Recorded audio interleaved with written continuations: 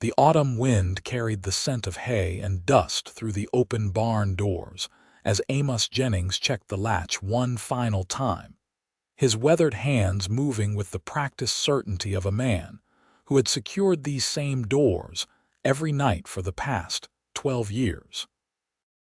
It was October 1878 in Snowflake, Arizona, and the evening chill had descended upon the high desert plateau with its characteristic swiftness, transforming the golden warmth of day into something sharp and unforgiving.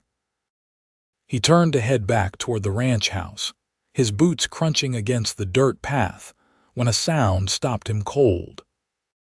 Not the familiar rustling of horses or the soft lowing of cattle settling for the night, but something different, something human, a barely audible whimper that made the hair on the back of his neck stand up. Amos reversed course, pushing the barn door open wider and letting the lantern light from the house spill into the darkened interior. He grabbed the oil lamp hanging just inside the entrance and struck a match, the flame catching and spreading a warm glow across the hay-strewn floor. His eyes swept the familiar space, past the empty stalls where his horses slept, past the neatly stacked hay bales, until they landed on something that made his breath catch.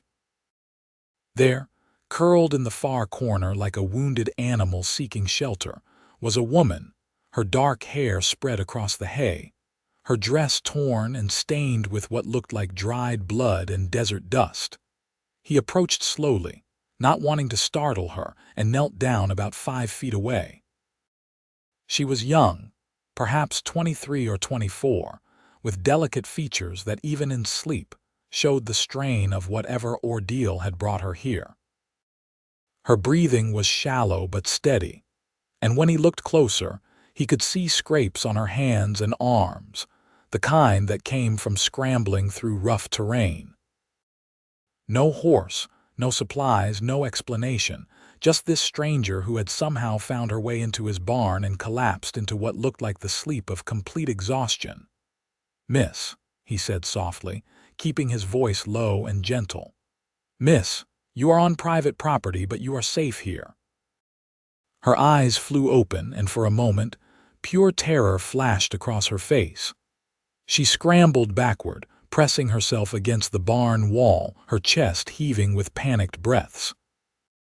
Her eyes were a striking shade of green, like new grass after spring rain, and they darted around wildly before finally settling on him with a mix of fear and desperate calculation. "Please," she whispered, her voice hoarse and cracking. "Please do not send me back." Amos raised both hands, palm out, in a gesture of peace.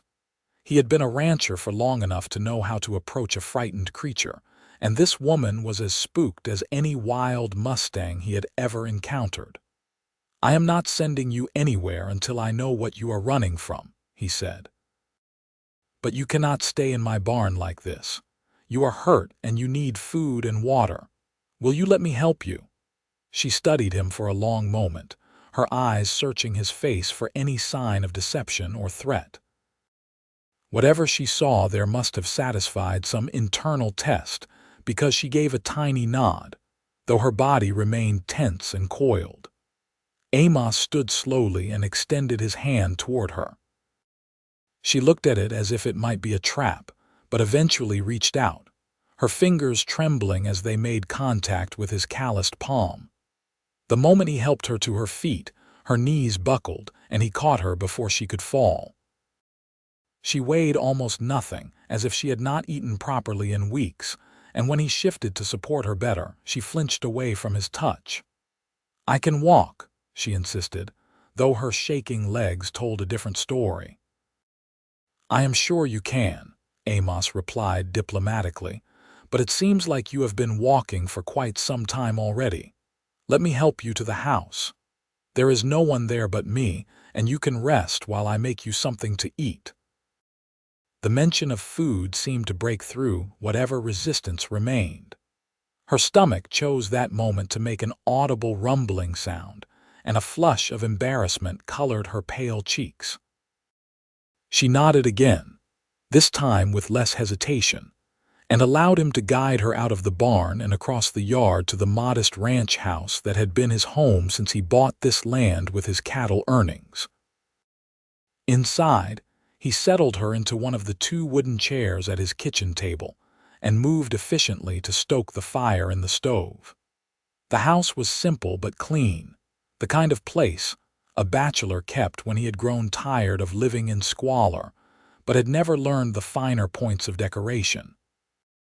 Functional, his mother would have called it before she passed 5 years ago, which was her polite way of saying it looked exactly like what it was. A working ranch house occupied by a man who spent most of his time outdoors. "What is your name?" he asked as he pumped water into a pot and set it on the stove to heat.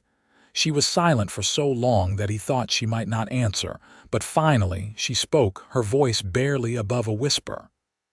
"Louisa. Louisa Kendrick." "Louisa," he repeated, liking the way the name felt in his mouth. "I am Amos Jennings. This is my ranch about 3 miles outside Snowflake proper. Do you know where you are, Arizona?" she said, then hesitated. "I think. I lost track after leaving New Mexico territory." That explained the exhaustion and the condition of her clothes. The distance from the New Mexico border to Snowflake was considerable, especially on foot, and especially for a woman traveling alone without supplies. He pulled out a loaf of bread he had bought in town 2 days ago and sliced several thick pieces, then retrieved some dried beef and cheese from his larder.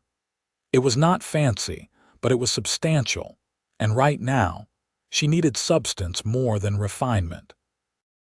He set the plate in front of her, and for a moment, she just stared at it as if she had forgotten what food looked like.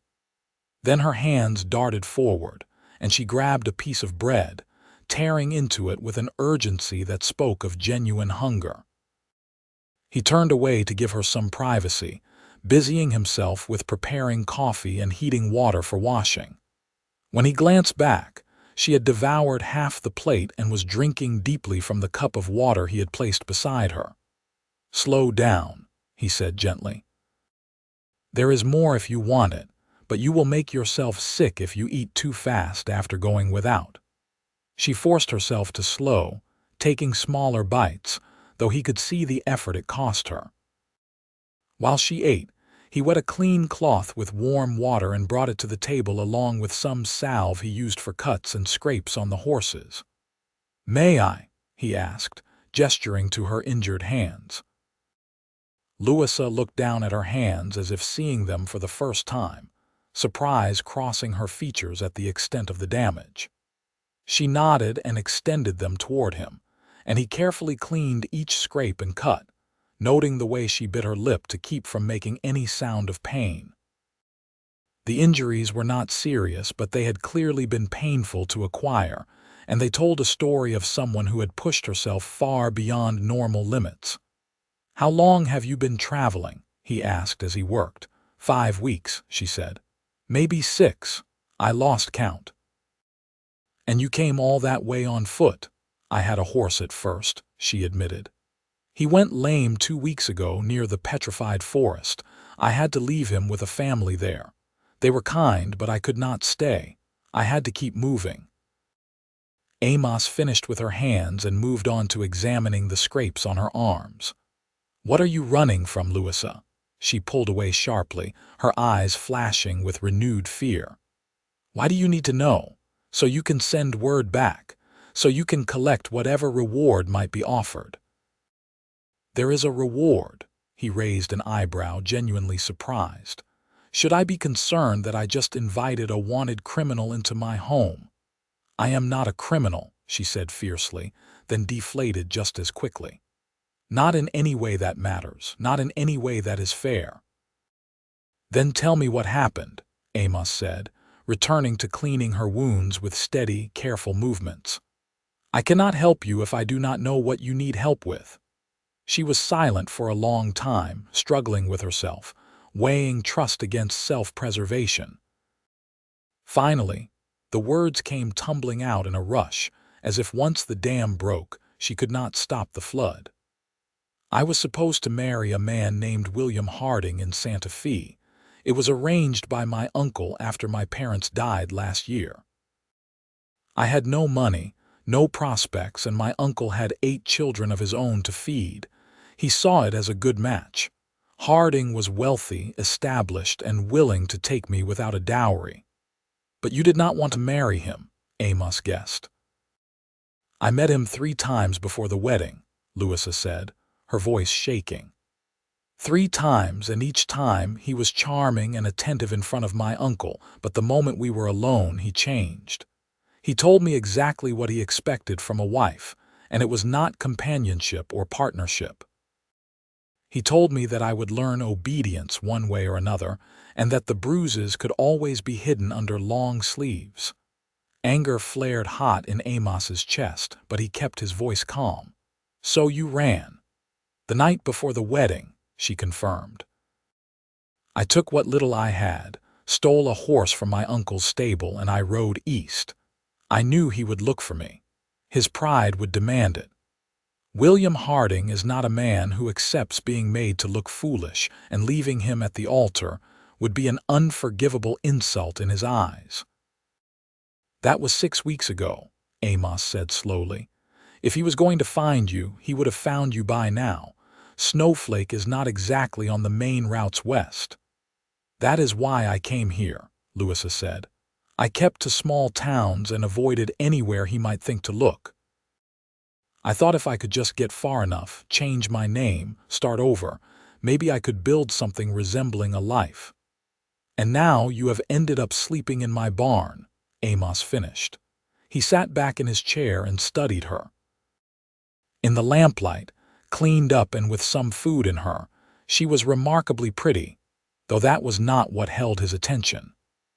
It was the steel underneath the fear, the determination that had carried her hundreds of miles on foot rather than submit to a life of abuse.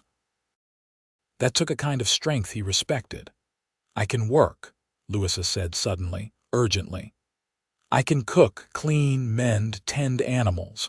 I grew up on a farm in Missouri before we moved to New Mexico. I am not afraid of hard work, and I learn quickly. If you let me stay, just for a little while until I can earn enough to move on, I will earn my keep. I promise you that. Amos considered her offer. The truth was, he could use help around the ranch. He had been managing alone since his hired hand left 6 months ago to get married and start his own homestead, and there was always more work than daylight to complete it. Having someone to handle the house and the smaller tasks would free him up to focus on the cattle and horses. But more than the practical considerations, something about Louisa's situation struck a chord deep inside him. He had always hated bullies, and a man who would threaten a woman into marriage through intimidation was the worst kind of bully. I will make you a deal, he said finally. You can stay here, help around the ranch, and I will pay you a fair wage for your work. In return, I ask 3 things. First, you be honest with me. No more running, no more hiding, at least not from me. Second, you give me time to make some inquiries, discreet ones, to find out if this Harding fellow is still looking for you. And third, you stay for breakfast tomorrow morning before you make any decisions about leaving. Breakfast, Louisa repeated, confusion crossing her features. Breakfast, Amos confirmed. I make excellent flapjacks, and you look like you have been surviving on hardtack and jerky for too long. Besides, it seems wrong to let you run off without at least one good meal in you. A ghost of a smile touched her lips, the first he had seen. That is an odd condition. I am an odd man, he replied with a slight grin. So do we have a deal? Louisa looked down at her hands, now clean and bandaged, then around at the simple but sturdy house, and finally back at Amos. Whatever she saw in his face must have reassured her because she extended her hand across the table. We have a deal, Mr. Jennings.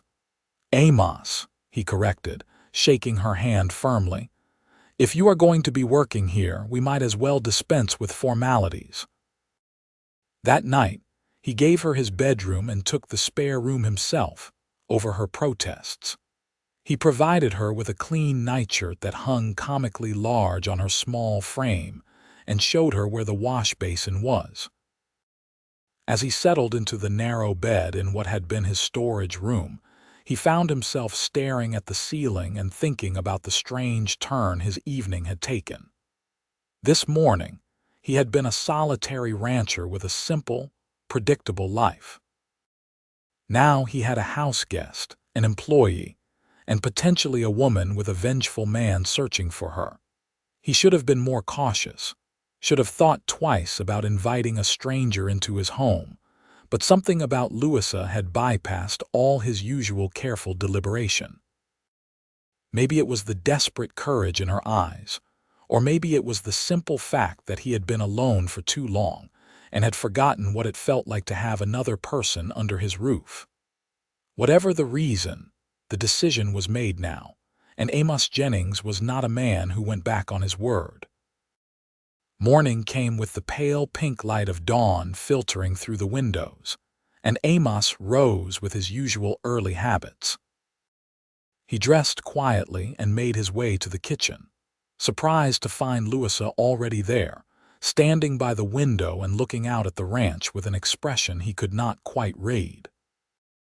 She had found some of his mother's old clothes in the trunk at the foot of the bed, a simple dress in faded blue calico that fit her much better than his nightshirt had. "You are up early," he observed, moving to the stove. She turned, and he saw that some of the haunted look had faded from her eyes, replaced by something calmer though no less guarded. "Old habits. On a farm, you rise with the sun." "Same on a ranch," Amos agreed. He pulled out his supplies and began mixing the flapjack batter, working with the easy confidence of someone who had cooked for himself for years. "Did you sleep well?" "Better than I have in weeks," she admitted. "A real bed, a locked door, no fear of waking up to find someone standing over me. It was a luxury I had almost forgotten existed." He heard the weight behind those words and focused on his cooking rather than pressing for details. The flapjacks sizzled on the griddle, filling the kitchen with their warm, sweet scent, and he added bacon to a second pan, the sound and smell of a proper breakfast creating a sense of domestic normalcy that felt almost surreal given the circumstances.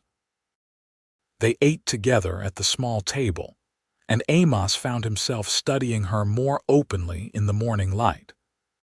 She had the kind of beauty that came from good bones and expressive eyes rather than conventional prettiness, and there was an intelligence in the way she observed everything around her, cataloging and assessing. She caught him looking and raised an eyebrow questioningly. "Just thinking," he said. "About what?" "About how you ended up in my barn instead of anyone else's, about whether it was chance or something more deliberate." Louisa set down her fork carefully. "I saw your ranch from the road yesterday evening. It looked well maintained but not ostentatious, prosperous but not showy. I thought a man who ran a place like this might be steady, reasonable, the kind who would not shoot first and ask questions later. I gambled that I was right." "That was quite a gamble to make based on fence maintenance," Amos observed. "I've gotten good at reading situations quickly," she said.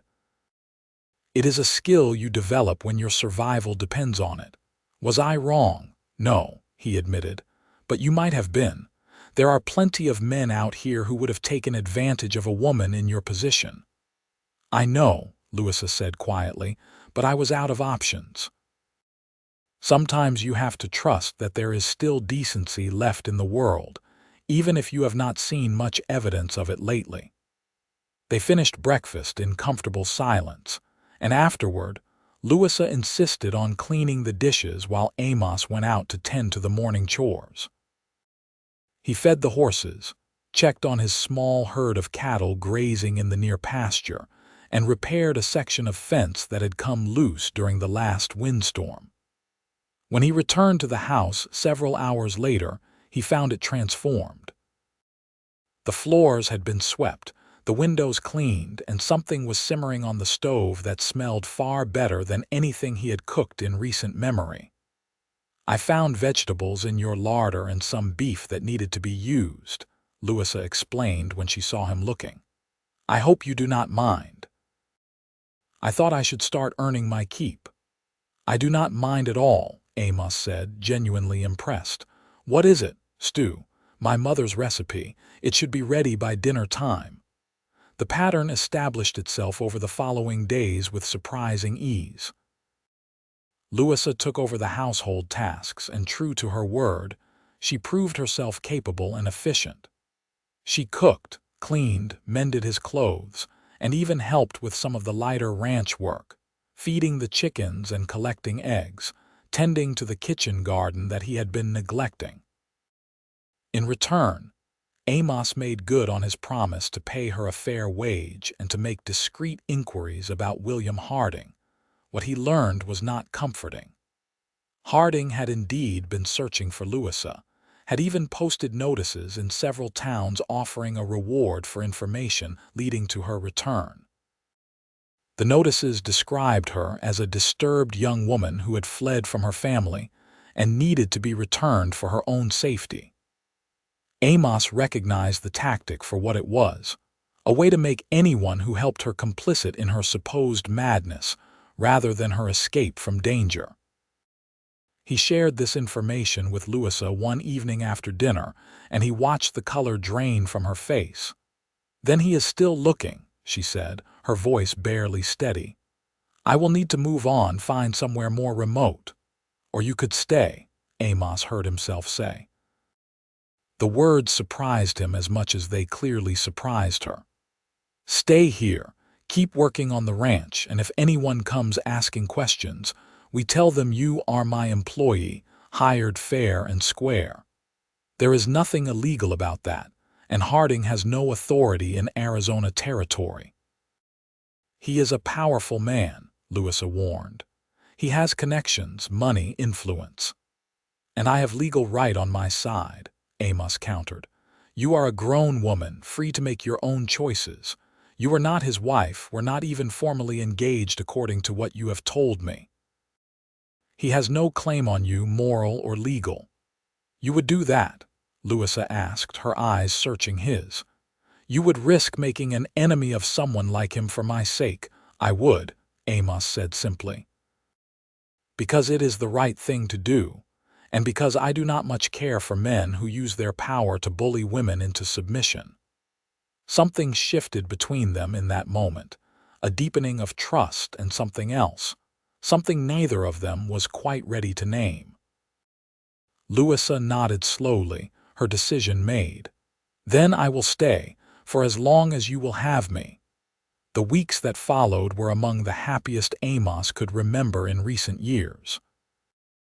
The ranch thrived under their joint efforts, and more than that, the house felt like a home again in a way it had not since his mother's death. Louisa had a quick wit and a sharp sense of humor that surfaced once she felt safe enough to let her guard down, and Amos found himself looking forward to their dinners together, to the conversations that ranged from practical matters to philosophy to shared stories of their pasts. He learned that she had loved her parents deeply and grieved their loss with a pain that had not yet fully healed. She had been educated, unusual for a woman of her circumstances, because her father had believed that knowledge was never wasted regardless of gender. She could read and write fluently, did sums in her head faster than he could with pencil and paper, and had a curiosity about the world that had been stifled but never extinguished by her circumstances. In turn, he told her about growing up as the son of homesteaders, about learning ranching from his father and kindness from his mother, about the years of hard work that had built this place from raw land into a functioning ranch. He told her about his dreams of expanding, of breeding horses as well as cattle, of creating something lasting that could be passed down to future generations. "You want children?" Louisa asked one evening, the question coming out of their discussion about the future. Amos considered the question carefully. I always assumed I would have them someday, he admitted, but I never found the right person to have them with. My work kept me busy, and the available women in town never seemed to fit with the life I was building here. What about you? A shadow crossed Louis's face. I used to imagine having children, back when I was young and naive enough to believe in romantic love and happy marriages. After my parents died and I saw what my uncle was willing to do to rid himself of the burden of caring for me, I stopped letting myself imagine anything. It hurt too much to want things I could not have. And now, Amos pressed gently. Now I am starting to remember what it feels like to hope, she said softly. You have given me that gift, whether you realize it or not. The first snow came in early December, unusual for snowflake but not unheard of. Amos woke to find the world transformed into a landscape of white, and when he made his way to the kitchen, he found Louisa already up, standing at the window and watching the snow fall with an expression of wonder on her face. It is beautiful, she said when she noticed him. We did not get snow like this in Santa Fe, and I have not seen a proper winter since we left Missouri. It will make the work harder, Amos said, but he was smiling as he said it, caught up in her evident delight. But worth it for mornings like this, Louisa replied. She turned to face him, and there was something different in her eyes, something open and vulnerable that made his breath catch. Amos, I need to tell you something. What is it?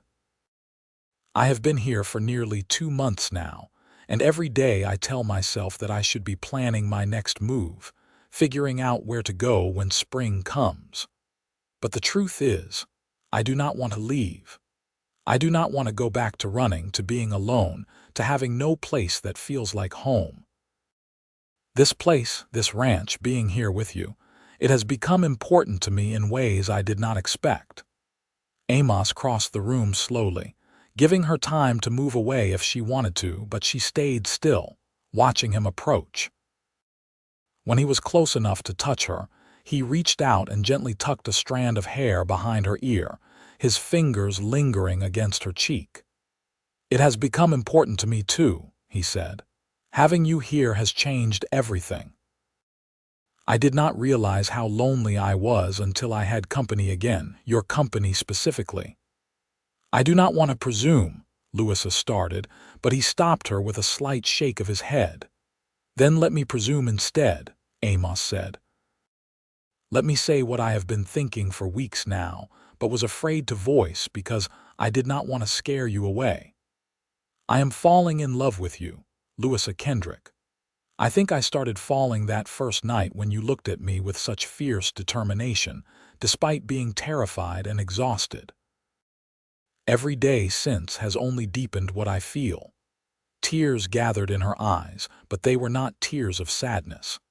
I thought I would never trust a man again after William Harding showed me what he truly was. I thought something inside me had broken permanently.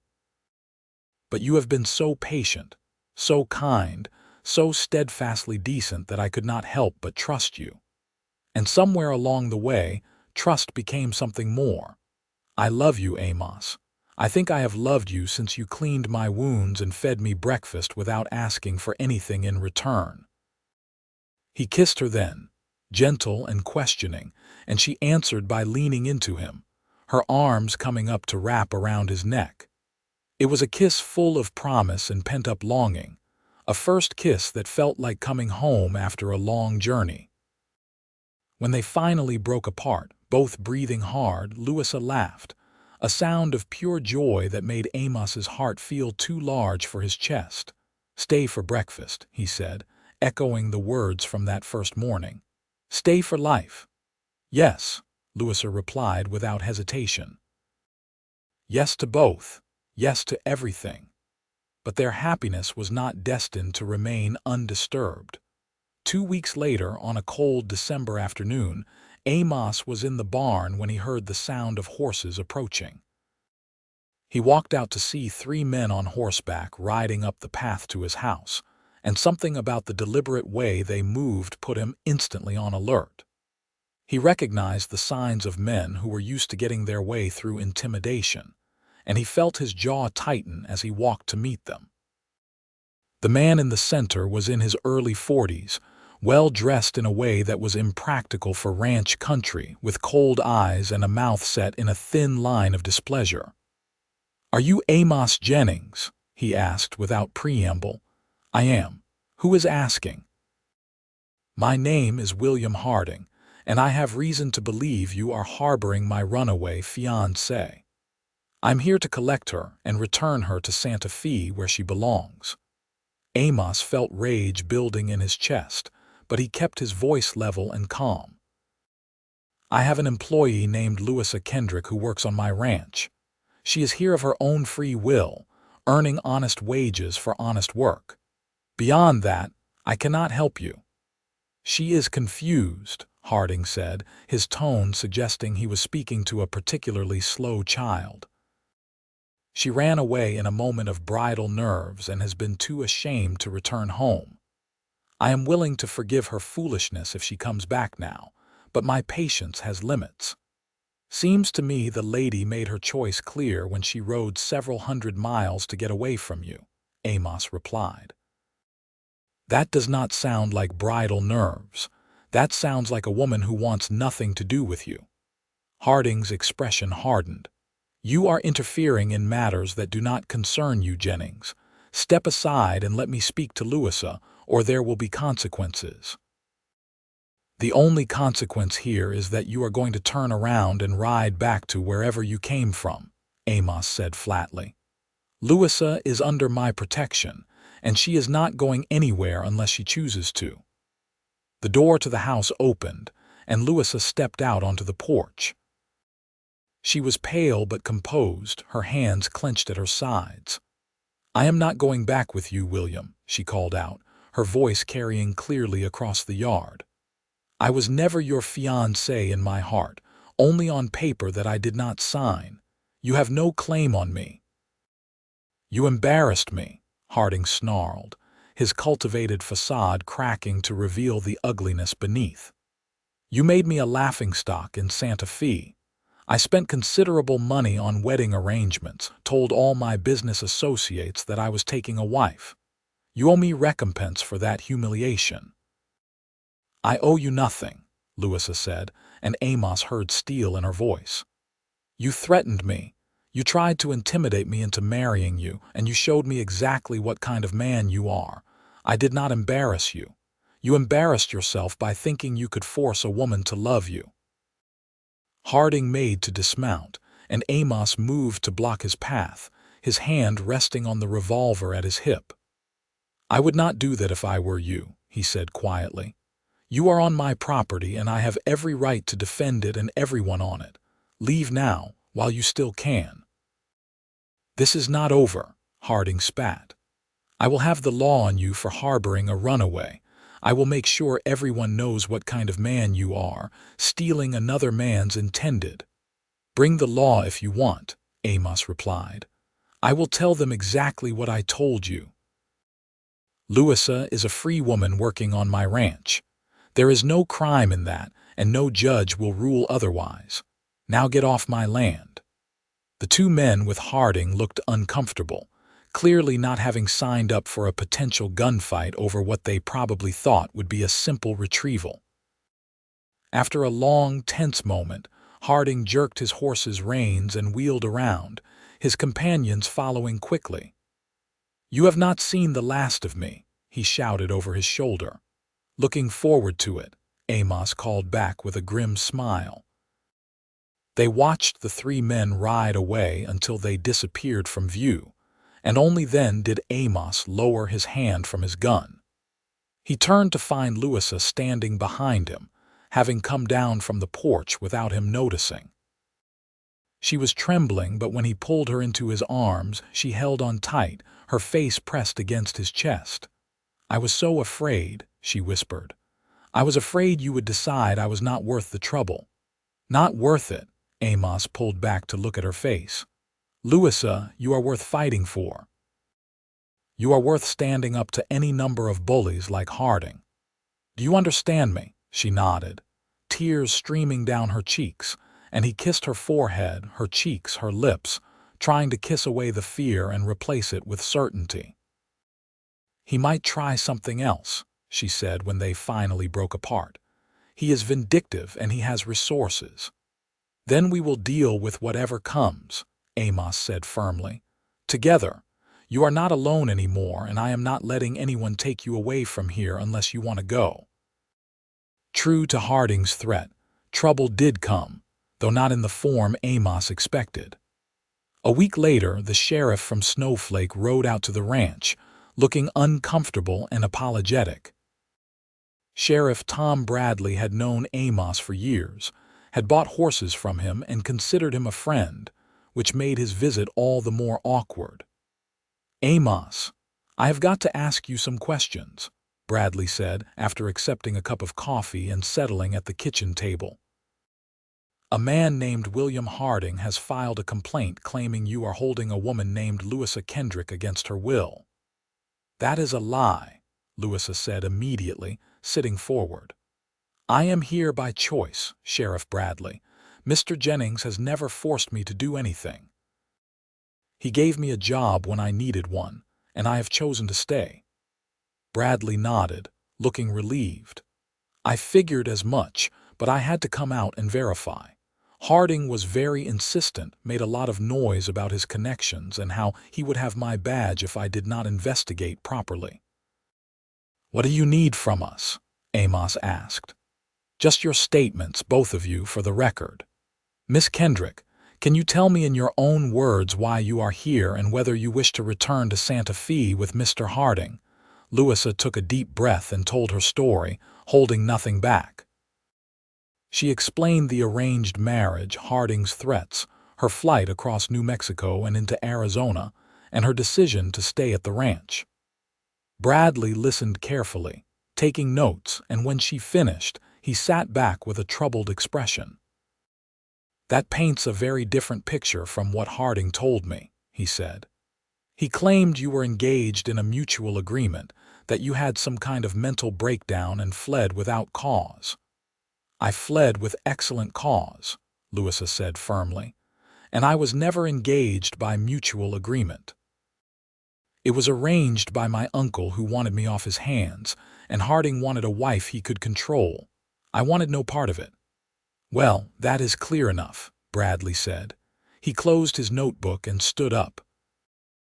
As far as I am concerned, you are a grown woman making your own choices, and there is no crime in that. If Harding comes around bothering you again, you send word to me and I will handle it. He does not have any authority here, no matter what connections he thinks he has. After the sheriff left, Amos and Louisa allowed themselves to hope that the worst was over. They fell into a deeper rhythm of domesticity, and as winter deepened, so did their relationship. Amos taught Louisa to ride the horses properly, and she taught him the finer points of cooking beyond the basic trail food he had been surviving on. They talked late into the evenings, sharing dreams and fears, learning each other's stories. On Christmas Eve, Amos gave Louisa a gift he had been working on in secret for weeks, a beautiful wooden box he had carved himself, with her initials on the lid.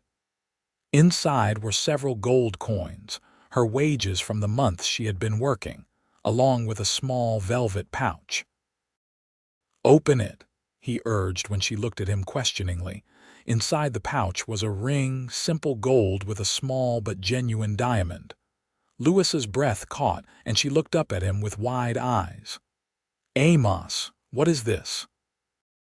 "It is a question," he said, taking the ring and dropping to one knee beside her chair. "Louisa Kendrick, I know we have only known each other for a few months, but they have been the best months of my life. I cannot imagine going back to how things were before you arrived, and I do not want to try. I want to wake up every morning knowing you are here, knowing we are building this life together. Will you marry me?" Louisa was crying again, but she was also smiling, her face radiant in the firelight. "Yes," she said, laughing through her tears. Yes, absolutely yes. I love you, Amos Jennings, and I want nothing more than to spend my life with you. He slipped the ring onto her finger and it fit perfectly, as if it had been made for her. They spent that Christmas Eve talking about the future, about having children and expanding the ranch, about growing old together in the house that had become their home. It was the happiest either of them had been in longer than they could remember, and for the first time in months, Louisa felt truly safe, truly free from the shadow of William Harding. They were married in February of 1879, in a simple ceremony at the small church in Snowflake with Sheriff Bradley and his wife as witnesses. Louisa wore a dress of pale blue that matched her eyes, and Amos wore his best suit, the one his mother had insisted he buy for important occasions. The preacher spoke about love and commitment, about building a life together through good times and bad, and when Amos kissed his new wife, he felt as if everything in his life had been leading to this moment. The celebration was small but joyful, with a few friends from town joining them for dinner at the ranch. Louisa had cooked for days, preparing a feast that impressed even the most experienced housewives in attendance, and the house rang with laughter and good wishes. As the sun set and their guests departed, Amos and Louisa stood on the porch together, watching the sky turn from gold to pink to deep purple. "Are you happy?" Amos asked, wrapping his arms around her from behind. "Happier than I ever thought possible," Louisa replied, leaning back against him. "When I was running through the desert, afraid and alone, I could not have imagined that I would end up here, married to a good man who loves me with a home and a future. It feels like a dream." "It is real," Amos assured her, "as real as anything has ever been.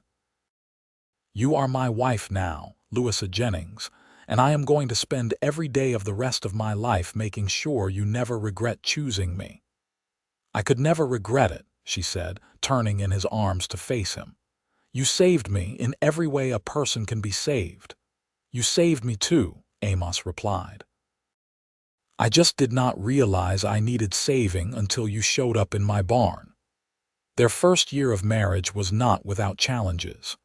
The ranch demanded constant attention, and there were times when money was tight and worry kept them awake at night. But they faced everything together, and Louisa proved to be not just a capable rancher's wife, but a true partner in every sense. She kept the books, managed supplies, and even helped with the cattle when an extra pair of hands was needed. Amos had never been more grateful for another person in his life. In the fall of 1879, Louisa told him she was pregnant. The news filled Amos with a joy so profound he could hardly speak, and when he finally found words, all he could do was hold her close and whisper thank you over and over into her hair. They spent the winter preparing, turning the spare room into a nursery and making plans for the future. Louisa sewed tiny clothes while Amos built a cradle, both of them marveling at how their lives were about to change. Their son was born in early May of 1880, healthy and loud and perfect. They named him Samuel, after Amos's father, and from the moment Amos held that tiny, red-faced infant in his arms, he understood love in a way he never had before.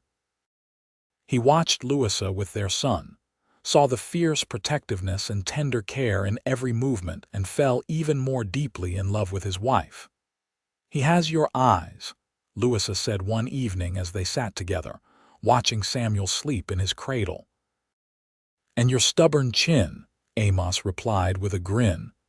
"Poor child does not stand a chance with genetics like that."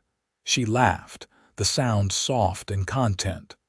"I used to be afraid of bringing children into the world, afraid I would fail them somehow. But watching you with Samuel, seeing how much you love him, I am not afraid anymore. We are going to raise a good man, you and I." "The first of many if we are lucky," Amos said. "Many," Louisa raised an eyebrow. "How many are you planning?" "As many as you are willing to give me," he replied. "I want this house full of noise and laughter and life. I want to build something that lasts, a family that generations from now will look back on and remember." "Then that is what we will do," Louisa agreed, reaching over to take his hand. The years that followed were full and rich, marked by both joy and struggle in equal measure. They had two more children, a daughter named Emily in 1882 and another son, James, in 1884. The ranch grew and prospered under their joint management, and Amos began breeding horses as he had always dreamed, developing a reputation for quality stock that spread throughout the territory. There were hard times, too. A drought in 1885 tested their resilience, forcing them to make difficult decisions about the herd and stretch their resources to the limit. But they survived it together and came out stronger on the other side. Louisa proved to have a head for business that complemented Amos's ranching skills perfectly, and together they built something far greater than either could have accomplished alone. In 1887, they received word that William Harding had died in Santa Fe, victim of a riding accident that many whispered was not entirely accidental given the number of enemies he had made over the years. When the letter arrived with the news, Louisa read it twice, then folded it carefully and set it aside. "How do you feel?" Amos asked, watching her face carefully. "Free," she said simply. "I have been free for years now, free in every way that matters, but this closes that chapter completely. He cannot hurt me anymore, cannot threaten our family or our life here. It is truly over."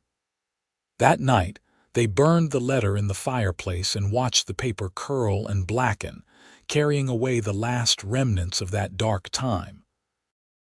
Amos held his wife close and felt grateful for every choice that had led them to this moment. From the day Louisa stumbled into his barn to the life they had built together through determination and love, the children grew, and with them, the ranch. Samuel proved to have his father's talent with animals and his mother's sharp mind, while Emily was creative and artistic, filling the house with drawings and stories. James was the wild one, full of energy and mischief, keeping his parents constantly on their toes.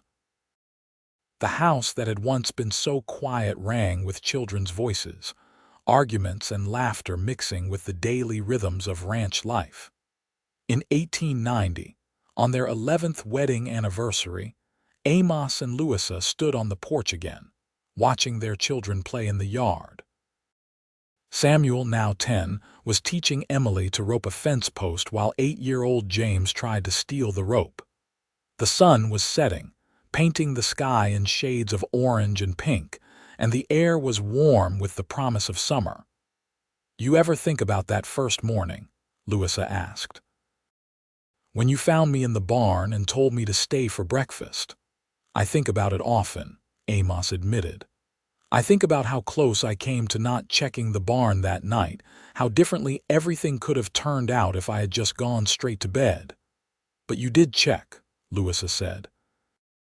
"And you saw a frightened, desperate woman and chose kindness instead of suspicion. You gave me a chance when you had every reason not to." "Best decision I ever made," Amos replied, pulling her close.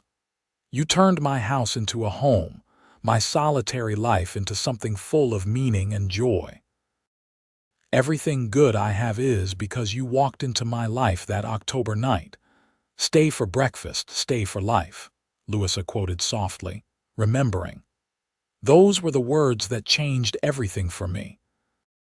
They were the first hint that maybe, just maybe, there were still good men in the world who meant what they said. "And now?" Amos asked, kissing her temple. "Now I know it for certain," she replied. "You proved it every day for 11 years, and I know you will keep proving it for all the years to come." As the sun dipped below the horizon and the children's laughter echoed across the ranch, Amos reflected on the strange and wonderful path that had brought them here. A woman sleeping in his barn had become the center of his world, the mother of his children, his partner in every way. What had started as simple hospitality had blossomed into the kind of love that poets wrote about and people dreamed of finding. The years continued to pass, bringing both challenges and triumphs.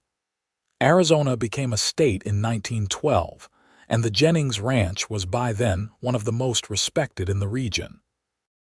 Samuel took over much of the day-to-day operations as Amos grew older, though Amos never fully retired, always finding something that needed his attention. Emily married a schoolteacher from Hallbrook and had 3 children of her own, while James became a horse trainer, putting his wild energy to productive use, breaking and training some of the finest horses in the Southwest. Amos and Louisa aged together, their hair turning silver and their faces marking the passage of time, but their love never diminished. If anything, it deepened, settling into the comfortable certainty of 2 people who had built a life together and knew each other's hearts completely. They celebrated their 40th anniversary in 1919, surrounded by children, grandchildren, and friends who marveled at the enduring love between the rancher and the woman who had once slept in his barn. 40 years, Louisa said that night as they prepared for bed in the room that had been theirs for so long. When you found me that night, did you ever imagine we would end up here? I imagined many things, Amos admitted, helping her with the buttons on her dress as he had done countless times before. But the reality has been better than any imagining could have been. You have been my blessing, Louisa, every single day. And you have been mine, she replied, turning to face him. You gave me more than shelter that night. You gave me a future, a family, a love I had stopped believing could exist. You taught me that not all men are like William Harding, that some men are kind and good and true to their word. I just made you breakfast, Amos said with a slight smile. You made me breakfast, Louisa agreed. And then you made me a home. And then you made me the happiest woman in Arizona. They stood together in the lamplight, 2 people who had found each other against all odds and built something beautiful from chance and choice. Outside, the ranch slept under a canopy of stars, the land they had worked and loved for 4 decades stretching out in all directions. Inside, the house held the memories of a lifetime. First words and first steps, tears and laughter, ordinary moments that had added up to an extraordinary life. As they climbed into bed, Amos pulled Louisa close, her head resting on his chest as it had thousands of times before. Thank you, he said softly. For what? For stumbling into my barn all those years ago, for trusting me enough to stay, for choosing this life, choosing me, choosing us. I would choose you again, Louisa said without hesitation. In any life, in any circumstance, I would always choose you. The morning sun would rise on another day, another opportunity to work the land and love each other, another page in the story that had begun with an unexpected discovery in a barn and a simple invitation to breakfast. But for now, in the quiet darkness, Amos Jennings held his wife close and thanked whatever providence had guided her to his door, had given him the wisdom to see past fear and circumstance to the remarkable woman beneath. They had built a legacy together, not just in the ranch and the children and grandchildren, but in the example of what love could be when founded on respect, trust, and unwavering commitment. The story of the rancher and the woman in the barn became a family legend, told and retold to new generations, a reminder that sometimes the best things in life arrive unexpectedly, requiring only the courage to offer kindness and the wisdom to recognize something precious when it appears. As Amos drifted toward sleep, he thought about that younger version of himself, standing in the barn with a lantern, looking down at a frightened stranger curled in the hay. If he could send a message back across the years, it would be simple. Invite her in, feed her, offer her hope. Because that single act of compassion would lead to everything that mattered, would transform two broken halves into something whole and beautiful. The ranch would continue long after they were gone, passed down through Samuel and his children, a testament to what two people could build when they worked together toward a common dream. But more than the land or the buildings or the livestock, their true legacy was the love they had shared, the way they had proven that even in the harsh realities of frontier life, tenderness could flourish, and two souls could find each other against impossible odds. Years later, when old age finally claimed them both, they went within months of each other.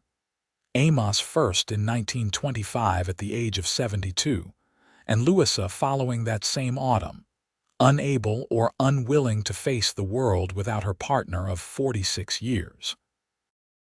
They were buried side by side on a hill overlooking the ranch, their graves marked with simple stones that bore their names and a single line: "Stay for breakfast, stay for life." Their children mourned, but they also celebrated, knowing that their parents had lived fully and loved completely. The ranch continued to thrive under Samuel's management, and the Jennings name remained synonymous with integrity and quality throughout Arizona. Emily wrote down the story of how her parents met, ensuring that future generations would know the remarkable tale of courage, kindness, and love that had founded their family.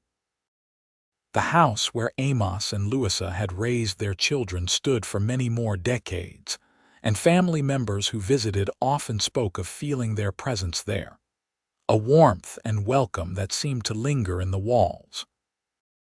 The barn where it all began was carefully maintained, and grandchildren and great-grandchildren heard the story of the scared young woman who had sought shelter there, and the good-hearted rancher who had offered her not just a meal but a future. In the way of the best love stories, theirs did not end with their deaths but lived on in the lives they had touched, the family they had created, and the example they had set. They had proved that love could bloom in the most unexpected places, that kindness was never wasted, and that sometimes the greatest adventures began with the simplest acts of human decency. The desert wind still blew across that Arizona land, carrying the scent of sage and dust, and the stars still shone bright over the ranch that two people had built from nothing but determination and hope. And somewhere in the fabric of that place, in the very earth and timber and stone, the story of Amos and Louisa endured, a testament to the transformative power of love freely given and gratefully received. From a chance meeting in a barn to a lifetime of shared joys and sorrows, from two solitary individuals to a family that would span generations, their story was proof that the best things in life cannot be planned or predicted. They can only be recognized when they appear and held onto with both hands and an open heart. Stay for breakfast became stay for life, and that life, lived fully and together, became the foundation upon which an entire family legacy was built. In the end, that is what mattered most. Not the acres or the cattle or the horses, but the love that had started it all, the choice to see possibility instead of problem, to offer hope instead of judgment, to believe that even a frightened stranger could become the answer to prayers you had not yet learned to speak. And so the story of the rancher and the woman in the barn passed into family legend and beyond, a tale of the Old West that spoke not of gunfights or gold rushes, but of something far more precious. Two people who found each other when they needed it most and built a love that could weather any storm. It was a simple story, really, as the best love stories often are, but its simplicity did not diminish its power or its truth. In homes throughout Arizona and beyond, parents would tell their children about Amos and Louisa Jennings, about how a kind gesture could change everything, about how love could be found in the most unexpected places.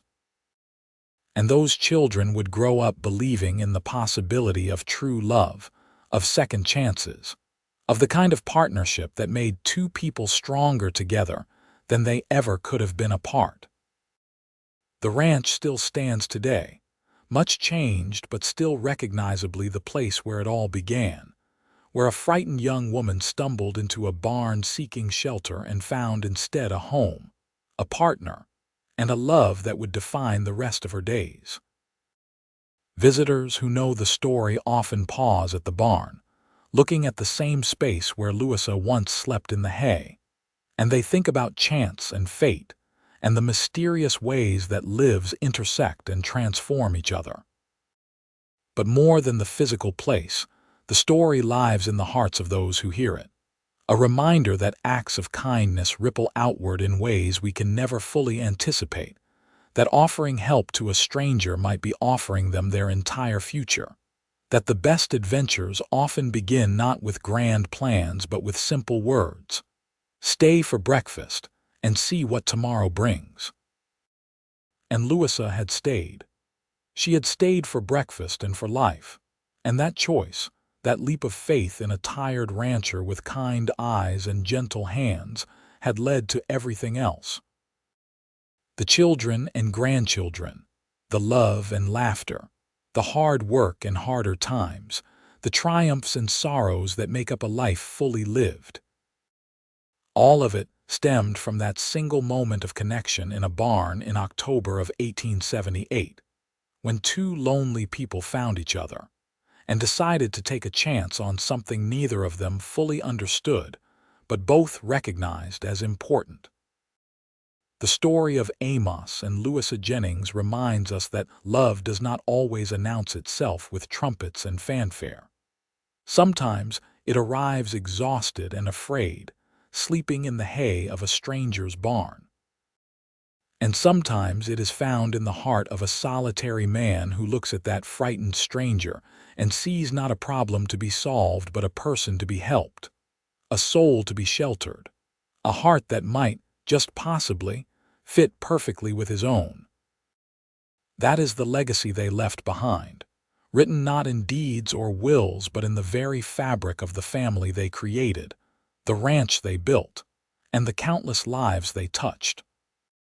It is a legacy of love, of faith in human goodness, of the belief that even in the hardest times and the harshest places, tenderness can flourish if given the chance.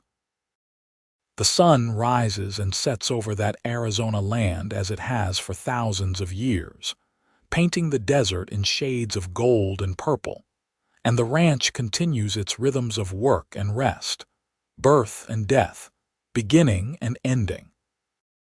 But if you listen carefully, if you pay attention to the whispers of history that linger in old places, you might hear echoes of that first conversation between a rancher and a woman in his barn, might sense the profound significance of those simple words that changed two lives forever.